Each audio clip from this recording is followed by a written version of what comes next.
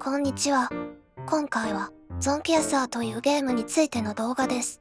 このゲームは列車で旅をしながら資源を集めていくのですが、そこら中にゾンビがうろついています。初見だとノーマルゾンビにも苦戦したりするので、銃なしでゾンビを倒す方法を簡単にまとめてみました。現時点で実装されているゾンビを一通り紹介するので、一応ネタバレ注意です。この動画内で使用する武器は、木工作業台で作れる改造野球バットと、ロングボウの2つです。スクラップダガーは、不意打ちが強いですが、射程が短く使い勝手が悪いので、今回出番はありません。足が遅く、近づいて攻撃してくるだけのノーマルゾンビですが、攻撃距離が野球バットよりも少し短いです。なので、正面から戦うとき、距離感さえつかめればダッシュで攻撃を避ける必要もなく倒せます。他の方法で、おすすめなのが最初に右腕を落とすことです。そうすると、攻撃しようとしてきますが、腕が短いので当たらなくなります。腕を落とせたら、あとは落ち着いて頭を叩きましょう。ただし、密着されると当たってしまうので注意してください。腕を落とすのは、他のゾンビでも有効だったりするので狙ってみるといいかもしれませんね。気づかれていない状態なら、しゃがみながら近づいて最初に右腕を落とせれば楽に倒せます。改造野球バットで頭を狙った場合、ステータスの筋力1だと3回で倒せますが、筋力2だと2回。筋力13だと1回で倒せるようになります。次に、ロングボウで倒す場合の話ですが、筋力を強化していない状態で正面から倒すなら、ヘッドショット2発で、または、ヘッドショット1発当てた後、改造野球バットで頭を1回殴っても倒せます。ヘッドショット1発で倒そうとすると、筋力が16も必要になるので、それだったら、筋力を13まで上げて改造野球バットで倒した方が良いような気がしますね。ただ、ロングボウは、不意打ちで当てると、ダメージが 1.5 倍になるので、不意打ちなら、筋力5あればヘッドショット1発で倒せるようになります。あと、ロングボウでも腕を落とすことができますので、ロングボウで腕を落としてから、改造野球バットで倒すというのもおすすめですね。ノーマルゾンビは、倒した時に経験値が8もらえます。ブローカーゾンビは、背が小さく素早いゾンビで、ノーマルゾンビの月くらいに遭遇しやすいです。接近されると厄介なので、基本的には気づかれる前に遠くからロングボウで倒したい相手です。ロングボウの不意打ちヘッドショットなら、筋力を強化していなくても一発で倒せます。また筋力が15あれば、不意打ちなら胴体でも一発で倒せるようになります。不意打ちではなく気づかれた状態では、筋力6でヘッドショット一発になりますので、能力値を振る際の一つの目安になるかと思います。次に、改造野球バットで倒す場合ですが、基本的には、相手が攻撃し終わったタイミングで頭を殴るような感じですね。回転が終わると一瞬、こちらに頭を突き出す体勢になりますので、そこを攻撃します。慣れるまではダッシュで避けながら戦うことになると思うのですが、スタミナ切れになった時の対策が2つあります。1つ目は、攻撃が当たらない位置に立つこと。ブローカーゾンビの攻撃には、攻撃が当たらない微妙な隙間があって、そこに立てれば攻撃が当たりません。ここから野球バットが当たるので、慣れるとノーダメージで倒しやすくなります。最初はダッシュで離れると、距離感をつかむのが難しいので、一発攻撃を受けてしまいますが、歩いて下がると見極めやすいかもしれません。二つ目は、これは広い場所でないとできないのですが、斜め後ろ方向に歩いて下がること。まっすぐ後ろに下がってしまうと、ブローカーゾンビは少し前に進みながら攻撃してくるので、攻撃が当たってしまいますが、横方向にも動きながら下がると、それがなくなるようです。実用的かと言われると微妙ですが、スタミナを回復する時間を稼ぎたい時に使えるかもしれません。あと書き忘れていましたが、改造野球バットなら、筋力が4あれば、頭1回で倒せるようになります。ブローカーゾンビを倒した時に得られる経験値は12です。ナースゾンビはガス玉を飛ばしてくるゾンビで、殴ってきたりはしませんが、ガスの範囲が広くて回避が難しいこと、ガス玉を飛ばした後の逃げ足が速いこと、ガスはゾンビの体力を回復することなど、まともに相手をするとストレスが溜まる相手です。ブローカーゾンビと同様に、気づかれる前に遠距離から処理するのがベストになります。体力はブローカーゾンビと同じなので、倒すために必要な筋力も同じになります。ロングボウの不意打ちならヘッドショットで一発。不意打ちでない場合は筋力6でヘッドショット一発。筋力が15あって不意打ちなら胴体でも一発で倒せます。倒した時にもらえる経験値は16です。スワットゾンビはヘルメットと防弾チョッキを装着しているゾンビで、ノーマルゾンビと比べると体力が少し多く防御力が高くなっています。ですが、攻撃は殴ってくるだけで、攻撃範囲、移動速度もノーマルゾンビと変わらないので、対処法がわかれば、硬いだけのノーマルゾンビですね。ヘルメットのせいで、遠距離からヘッドショットを狙うのは難しいため、銃を使わないなら、野球バットを使用して倒すことになるかと思います。正面から戦う際、口元を狙うとヘルメットに邪魔されずダメージが入りやすいです。筋力8あると、頭2回で倒せます。ちなみにスワットゾンビ系は、筋力を上限である20まで上げても、一発で倒せるようになりません。安全に戦いたいなら、最初に右腕を落とした方がいいでしょう。ロングボウだと、筋力が4あれば、一発で腕を落とせます。ヘルメットについてですが、攻撃し続ければ脱がせることができて、ヘルメットへの攻撃なら気づかれないので、忍び寄って先にヘルメットを脱がせることで、頭に攻撃しやすくすることができます。一応、遠距離からの攻撃でも脱げます。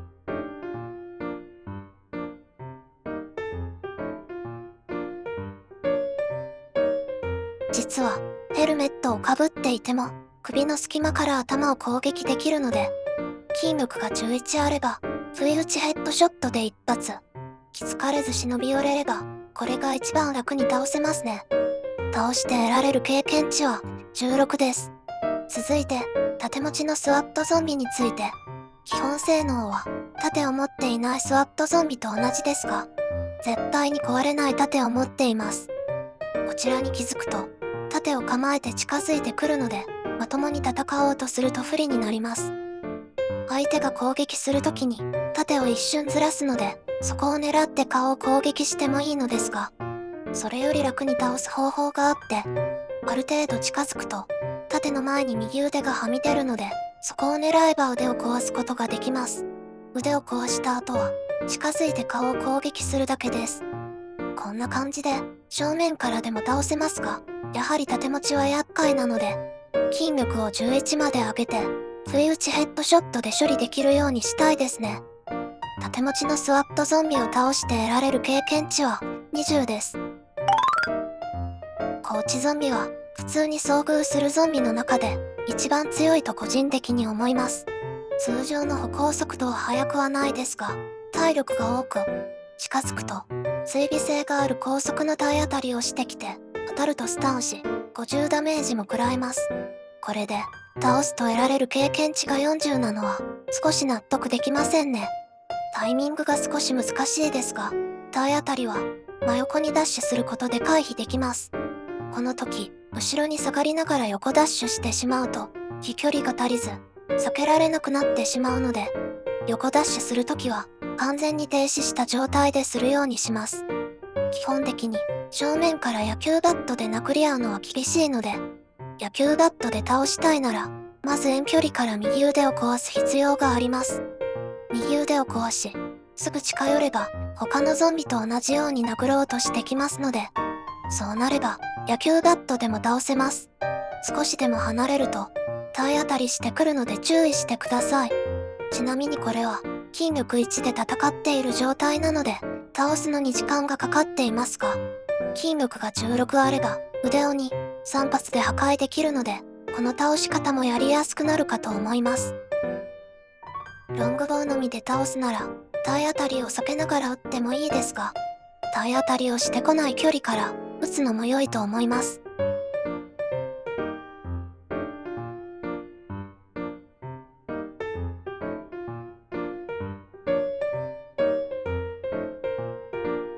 あとは、これは他のゾンビにも使える手段ですが、赤いドラム缶を使うとかなり楽に倒せます。ちょうど、初めて高地ゾンビと遭遇するところにドラム缶があるので、やってみます。列車近くにある赤いドラム缶を一つ、高地ゾンビの近くまで運びます。左クリックで、高地ゾンビの真後ろあたりに投げたら、赤いドラム缶をロングボウで撃ちましょう。すると、一発で倒せます。このドラム缶の爆発で、ゾンビを倒しても経験値はもらえるので、どんどん使いましょう。もう一つ、車がある場所でないとできませんが、車のドアに隠れて攻撃する手段があります。ゾンビが前から来ないとダメなのもあって、あんまり使う機会はないかと思います。デブゾンビは、最初は足が遅いですが、ある程度、ダメージを与えると急に加速し、腹を爆発させた後、高速のまま殴りかかってきます。開けた場所で距離を取り、ロングボウで撃っていれば、そこまで苦労しない相手かと思いますが、狭い場所だと、少し苦労するかもしれません。倒した時に得られる経験値は30。さすがに高地ゾンビよりは低いです。基本的には、ロングボウなどの遠距離武器で倒してしまいたいです。爆発攻撃は、タイミングよくダッシュすれば、回避することができますが、意外と範囲が広いので、タイミングが難しく、後ろに下がりながら、爆発直前にダッシュする感じです。これは爆発直後の画像ですが、体感だと、緑の範囲より 1.5 倍ほど当たり判定が大きいです。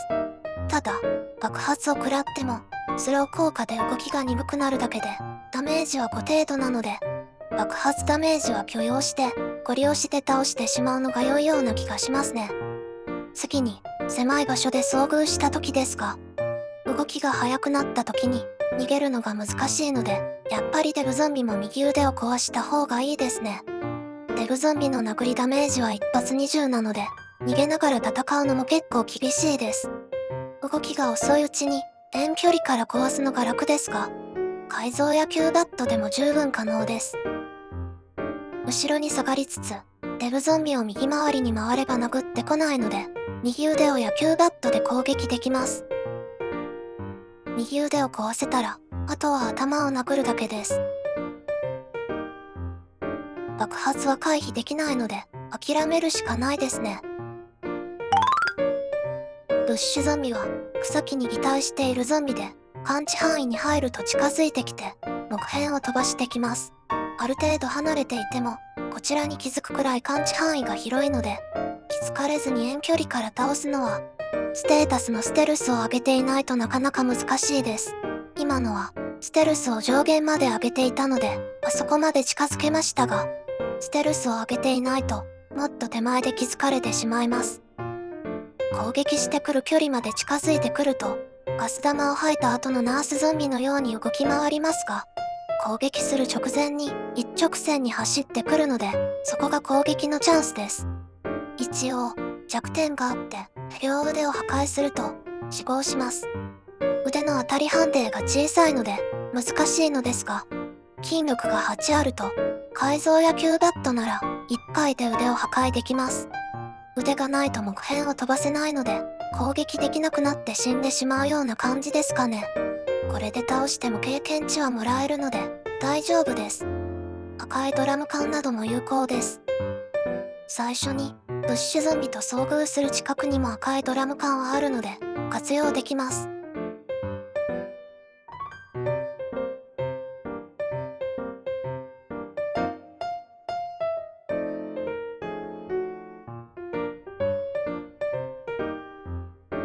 遠距離から倒す場合、かなり離れた位置から当てるとなぜか、こちらに気づきません。この倒し方は、ステルスが高いほどやりやすく、一応、ステルス1でもできますが、1だと10でも当てるのが難しい距離を空けないといけないので、ステルスを2以上に上げた方がいいかと思います。ただ、現状、遭遇するブッシュゾンビは多くないので、ブッシュゾンビのために、能力値をステルスに振った方が良いかというと、微妙なところです。ブッシュゾンビは倒すと、経験値が35もらえます。消防士ゾンビは、手から火炎放射して攻撃してきます。火炎放射は、左右に動いても追いかけてくるので、下がって距離を取って回避します。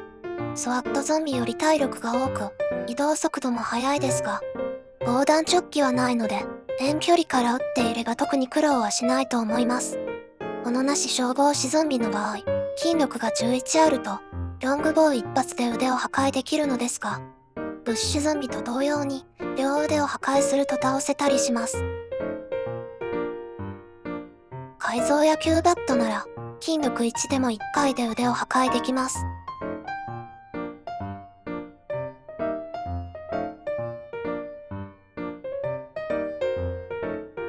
消防士ゾンビの特性として、火によるダメージは無効なのですが、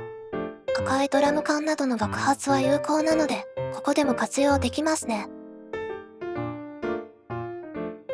続いて、斧を持っている方ですが、先ほど説明した斧なしは、火炎放射した後、チャージまで何もしてこなかったのに対し、こちらは接近して、斧で攻撃してきます。この攻撃は25ダメージもあって、斧なしより体力が少し多くなってるので、改造野球バットでゴリ押しするのは少しきつくなっています。ちなみに、両腕を破壊すると、斧を持っていた腕で殴ろうとしてきます。ロングボウで腕を破壊する場合、筋力16あれば、一発で破壊できます。改造野球バットだと、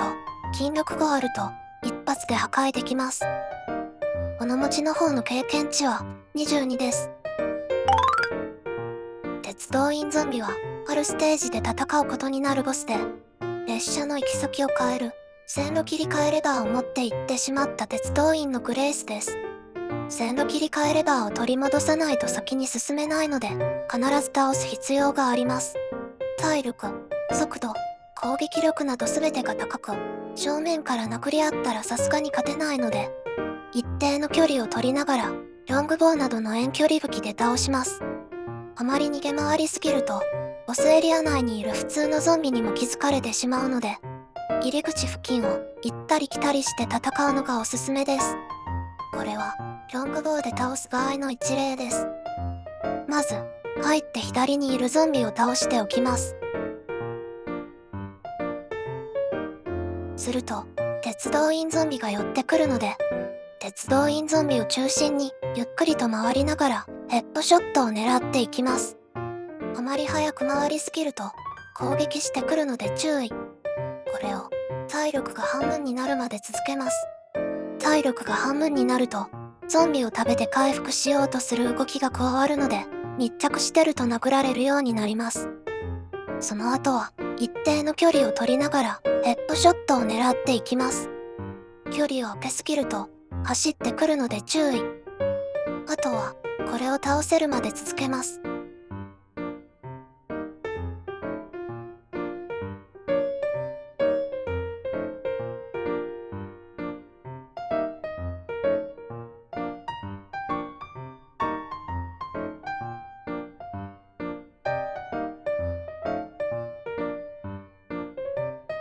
なんか山嵐の背中みたい。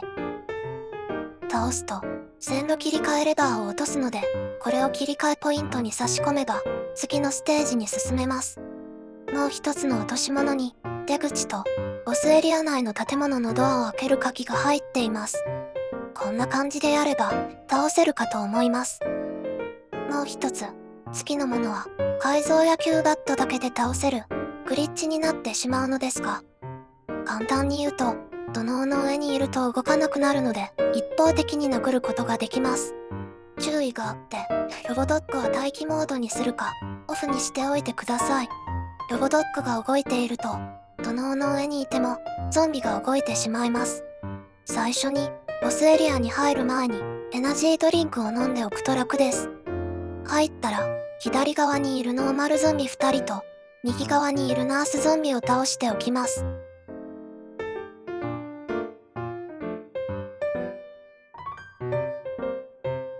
倒せたら、こちら側の土のうの端から登ります。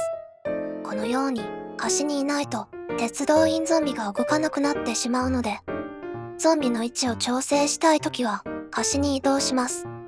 土のうの中心の方に移動すると、動かなくなるので、移動しながら、鉄道員ゾンビが真ん中に止まるように、位置調整できたらベストです。あとは、ひたすら殴るだけです。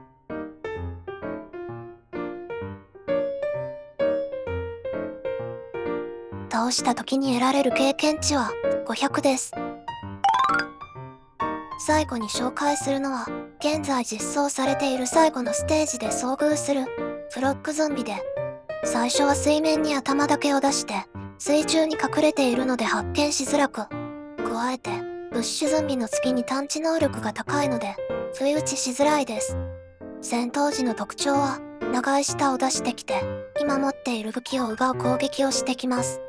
この攻撃は、横ダッシュで回避可能です。または、あらかじめ空のスロットを用意しておいて、舌を飛ばしてくる予備動作をしたら、空のスロットに変えることで、回避できます。ちなみに、奪われた時は5ダメージ食らえますが、何もなければノーダメージになります。あとは、移動速度がこちらの走りと同じくらいの速さだったり、ジャンプをして距離を詰めてきたりするので、機動力が高いです。倒し方ですが、改造やキューバットでも倒せなくはないですが、筋力が20あっても、頭を4回殴らないと倒せないので、おすすめはできません。両腕を破壊しないと攻撃を無効化できないので、腕を破壊するやり方は相性が悪いです。ロングボウなら、不意打ちありなら、筋力17でヘッドショット2発。通常なら、筋力が11あれば、ヘッドショット3発で倒せます。